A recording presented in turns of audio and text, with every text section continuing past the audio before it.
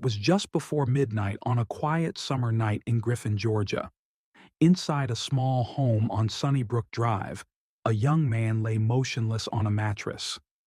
A gunshot wound to his chest, blood soaking the bedsheets beneath him. Kneeling beside him, his girlfriend of 7 years, crying, shaking, gasping for help. Outside, flashing lights pierced the darkness. First responders rushed through the doorway, met with a scene that made little sense. She was hysterical, sobbing, repeating the same words over and over. She said it was an accident, but nothing in that room looked accidental. What started as a night of reconciliation had ended in chaos, in blood, and in a death that would divide a courtroom, a community, and even the jury. This is not the story it first appeared to be. This is the case of Stephen Freeman and Mary Catherine Hidden.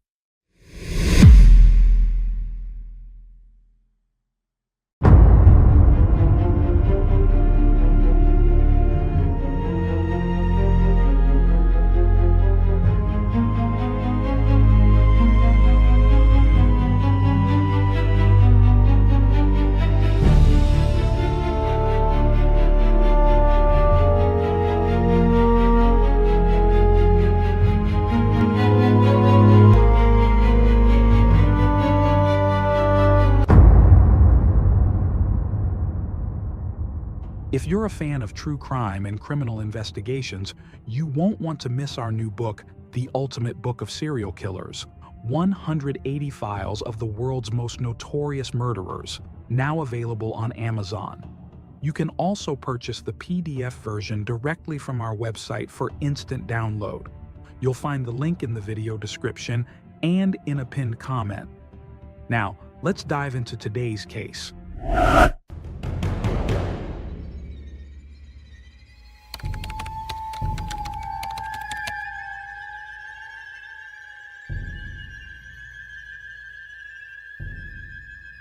Stephen Freeman entered the world on January 1st, 1995, in Thomaston, Georgia. Not long after, his family relocated to Griffin, where he would spend his formative years. He was raised in a loving and tightly bonded household. His parents were deeply committed to providing the best foundation possible for Stephen and his brother. Every effort was made to ensure the boys had what they needed, not just materially, but emotionally. Stephen thrived in this nurturing environment. His childhood was filled with happiness, and he was well liked by everyone who knew him. People naturally gravitated toward Stephen. He was cheerful, optimistic, and always smiling. No matter the situation, he found reasons to be upbeat. The outdoors was where Stephen truly came alive. Hiking, camping, hunting, and fishing weren't just hobbies. They were essential to who he was. He felt most at peace in the middle of nature, far from the noise of everyday life. His connection with his mother ran especially deep. When she made the decision to return to school and further her education, Stephen was immensely proud. Her determination inspired him. When she earned her diploma, Stephen expressed that pride in a heartfelt letter. In it, he thanked her for everything she had done for him and his brother. He spoke of his admiration for her perseverance and commitment. In high school, Stephen met Mary Catherine Higdon, a classmate 1 year older. Their connection was instant. From the very beginning, they were inseparable. Their relationship deepened quickly, rooted in shared interests and a mutual appreciation for the outdoors. Mary Catherine enjoyed camping and often joined Stephen and his friends on their excursions into the woods or out on fishing trips. She handled the rugged environment with confidence. She wasn't put off by the challenges of the outdoors and was comfortable around firearms. Stephen's friends welcomed Mary Catherine. They saw how happy she made him, and she became part of their inner circle. The couple's bond only grew stronger. Mary Catherine herself had grown up in a loving home. As a child, she loved being the center of attention, often singing and dancing for guests during family gatherings. She was known for her high energy, her creative spark, and a deep affection for nature and animals. After graduating high school, Stephen and Mary Catherine decided to live together. Stephen took a job with a roofing company, while Mary Catherine became a teaching assistant at a local kindergarten. By the year 2018, Stephen was 23 and Mary Catherine was 24. They had already spent 7 years as a couple. Their relationship was not without challenges. Like any couple, they had their disagreements. There were arguments, and at one point, even a brief separation. But in the end, they always circled back to each other, reaffirming their desire to stay together. Over the years, their families became closely intertwined. Mary Catherine became a regular presence at Stephen's family home, joining them for dinner every Sunday. Stephen's mother grew very fond of her and came to see her almost like another daughter. Holidays were spent together as one extended family, Christmas included. Their home was on Sunnybrook Drive. It was there, on the night of August 1st, 2018, that everything changed. Just before 11 p.m., flashing lights lit up the street. An ambulance and a police car pulled up to the residence. Moments earlier, emergency dispatchers had received a frantic call. On the other end of the line was a distraught Mary Catherine. She was crying uncontrollably, her voice shaking as she tried to explain what had just happened. She said she had accidentally shot her boyfriend. Through sobs, she described a scene of confusion. She claimed that she had only been trying to hand Stephen a gun. Something went wrong, and the weapon fired. She insisted she had no idea the gun was loaded. When paramedics and police entered the apartment, they found Stephen on a mattress in the living room. Mary Catherine was beside him, overcome with emotion. She was kneeling next to him, crying hysterically. Police officers tried to move her away so medics could work, but she resisted. She wouldn't leave Stephen's side. She screamed that she couldn't lose him. She was inconsolable. Stephen was still alive. His pulse was faint but present. He was rushed to the hospital for emergency treatment. Only after he had been transported were officers able to sit down and attempt to speak with Mary Catherine. But communication remained difficult. She was still in a state of shock. Between tears and broken phrases, she repeated her version of the events. She said she never meant for it to happen. She insisted the gun fired by mistake. She told them she hadn't even been pointing it in Stephen's direction. But something went wrong. The gun discharged unexpectedly. The bullet struck Stephen in the chest, just below the neck. Despite the frantic efforts to save him, the damage was too severe. Shortly before midnight, Stephen was pronounced dead at the hospital. Mary Catherine was inconsolable, but officers at the scene couldn't ignore the inconsistencies in her account. There were signs that something more had occurred before the shooting. The kitchen was in disarray, food scattered across the counters and floor, as if someone had erupted in a moment of fury, throwing whatever they could grab. The mess suggested a violent argument had taken place. Officers also noticed the scent of alcohol on Mary Catherine's breath.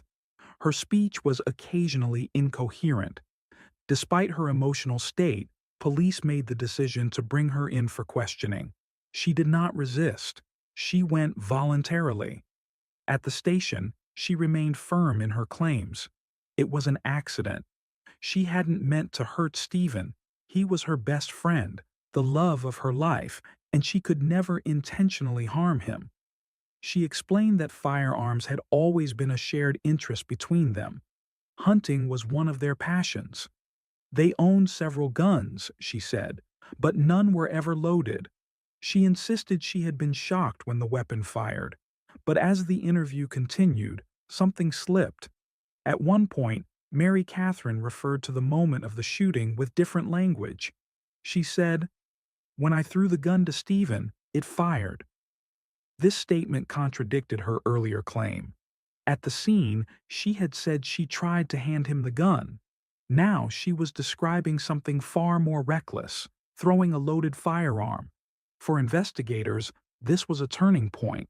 They already knew Mary Catherine wasn't inexperienced.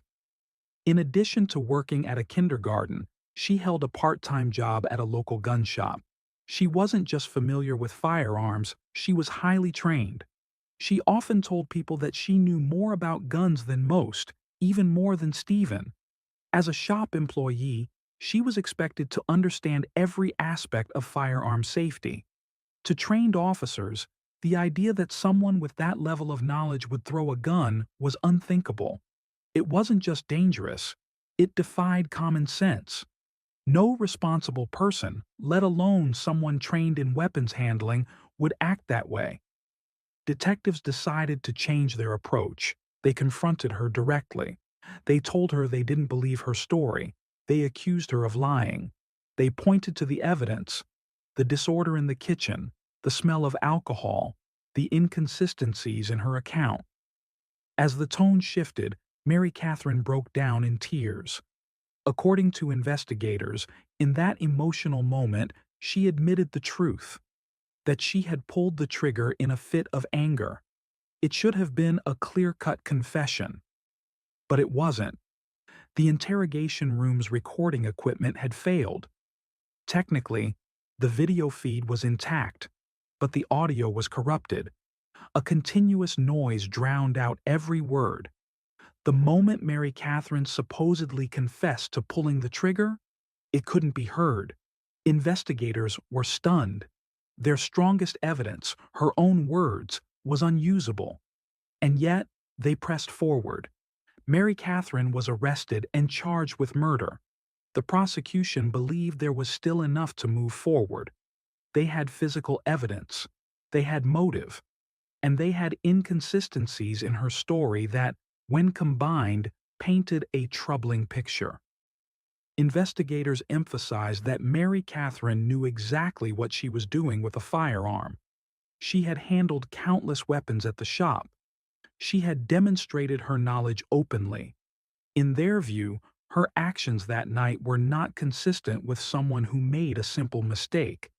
Even the gun itself raised suspicions. It had grease in it, indicating preparation, not negligence, not an oversight.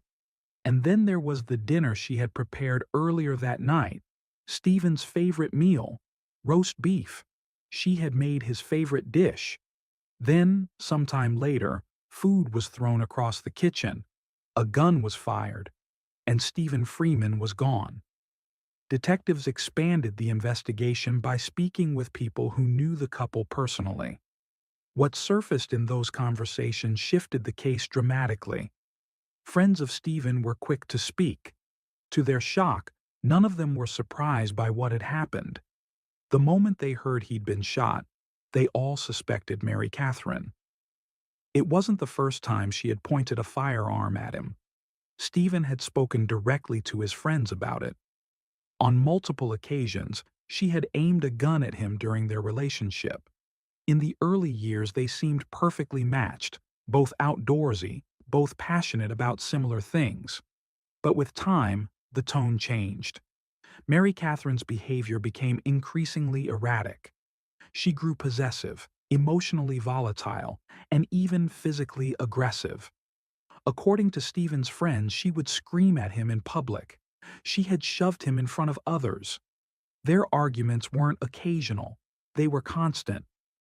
It reached a point where Stephen would routinely leave the apartment just to escape the tension. He blocked her number more than once, unable to find peace while she continued calling him nonstop.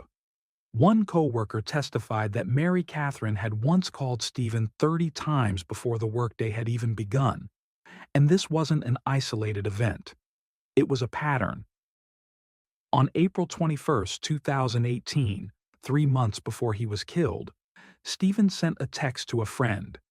In it, he said that Mary Catherine was running around the apartment screaming, threatening to shoot both herself and him.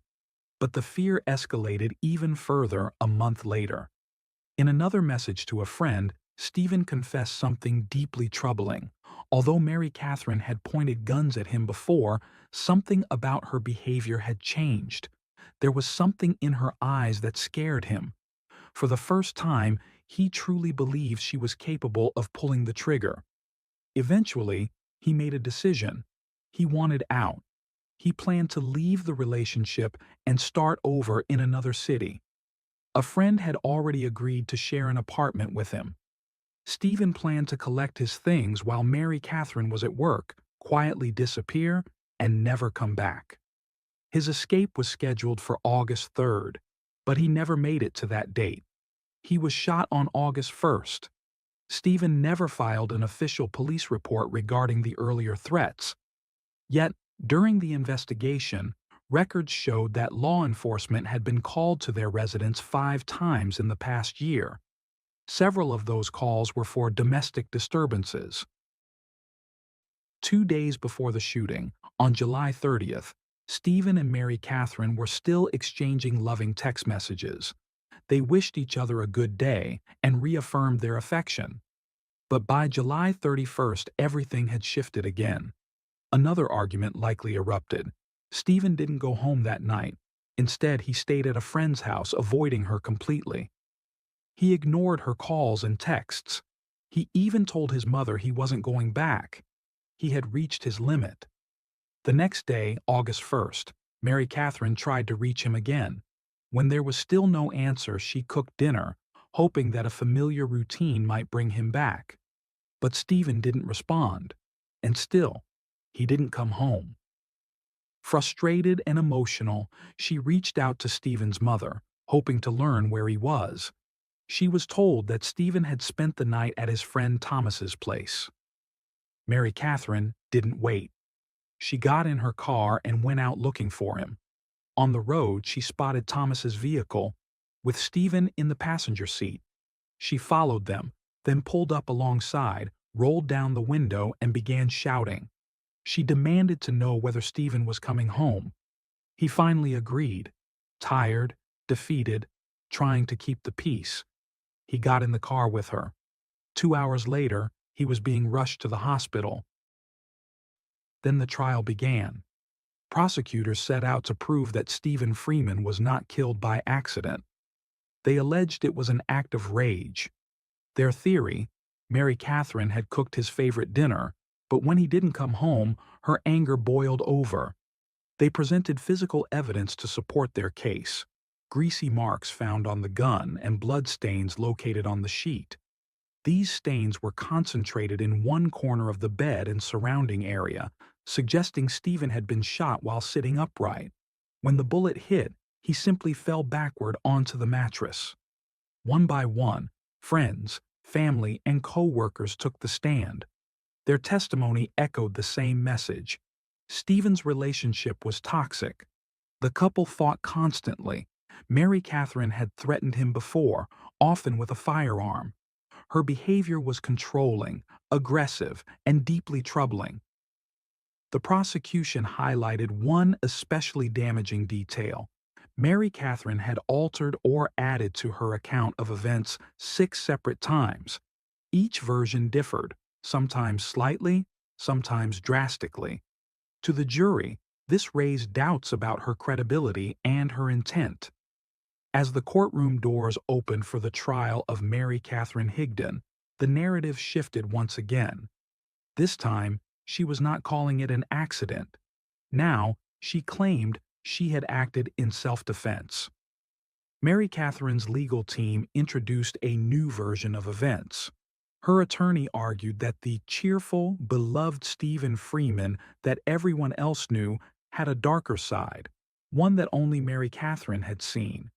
According to the defense, behind closed doors, Stephen had been controlling, jealous, and violent. The attorney claimed that Stephen dictated what Mary Catherine wore, what she ate, and how she behaved. He allegedly kept strict control over her spending and demanded to know her whereabouts at all times. Physical abuse, the defense said, was a regular occurrence. Mary Catherine accused Stephen of striking her on the back of the head, and once of kicking her so hard off their bed that her head hit the doorframe. To support these allegations, the defense introduced 63 pages of text messages, angry, profane, and at times threatening that Stephen had sent her a year earlier.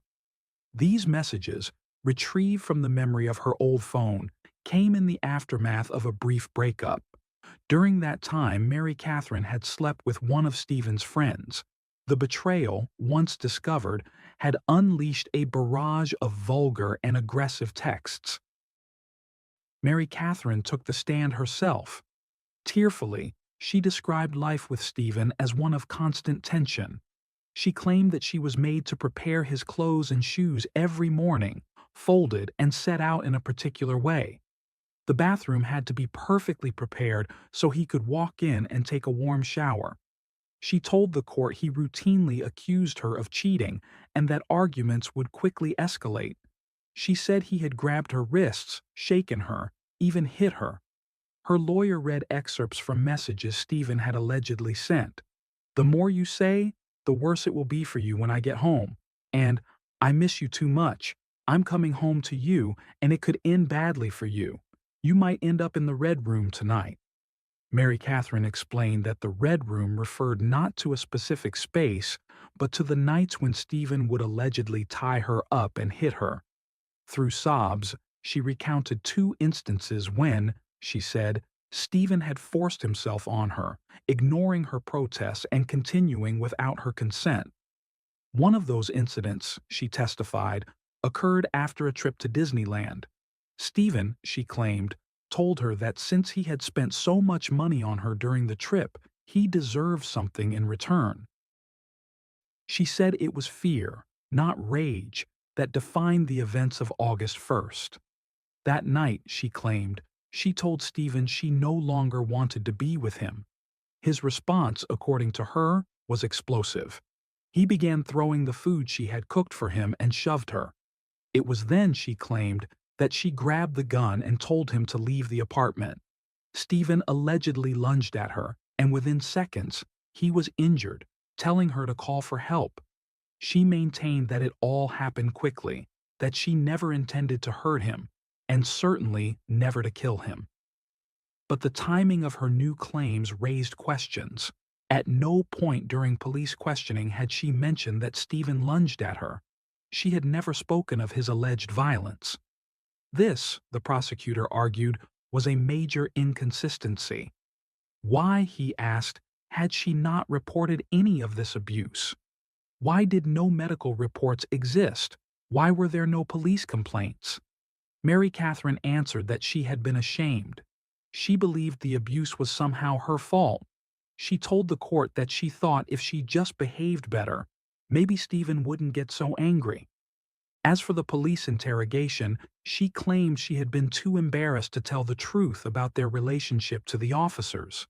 But then came a surprise, this time from the prosecution. Data pulled from Mary Catherine's phone browser revealed that just hours before the shooting, she had been visiting adult websites featuring violent and aggressive content. The timing raised eyebrows. These searches had been made while she was working a babysitting job, and Stephen was nowhere nearby. The prosecutor questioned how someone claiming to be traumatized by abuse could engage with such content voluntarily. Mary Catherine insisted her motives were misunderstood. She said she had searched for that material only to find ways to please Stephen. She denied having any personal interest in it. The defense's strategy centered on portraying Mary Catherine as a battered woman. An expert witness took the stand to testify that her behavior was consistent with someone suffering from battered woman syndrome. But the prosecution presented their own expert who argued the opposite, that Mary Catherine showed no such signs. Another point of contention, Mary Catherine claimed to have told Stephen she wanted to end the relationship. But on the day of the shooting, she had tried all day to reach him. She had prepared his favorite dinner, and when he didn't come home, she tracked him down at a friend's apartment and convinced him to return with her. The sequence of events suggested reconciliation, not confrontation. Critical evidence, however, remained unusable. The video of her police interrogation, in which she reportedly confessed, had no audible audio.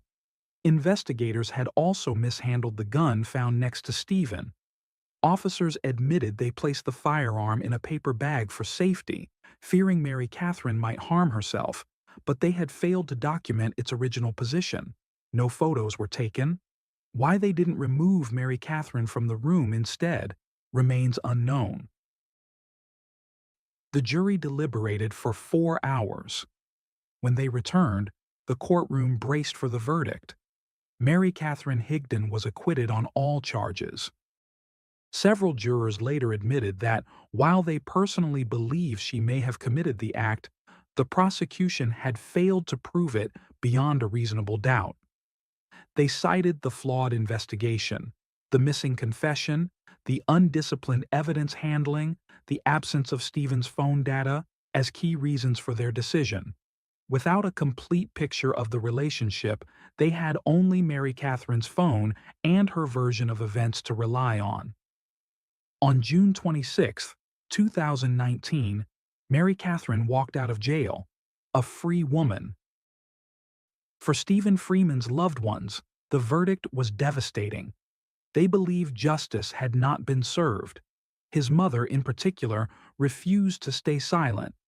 Since her son's death, she has become an advocate for domestic violence awareness, reminding the world that abuse does not always look the same, that victims can be women, but they can also be men. Violence, she says, knows no gender, and Stephen Freeman's name is now part of that truth.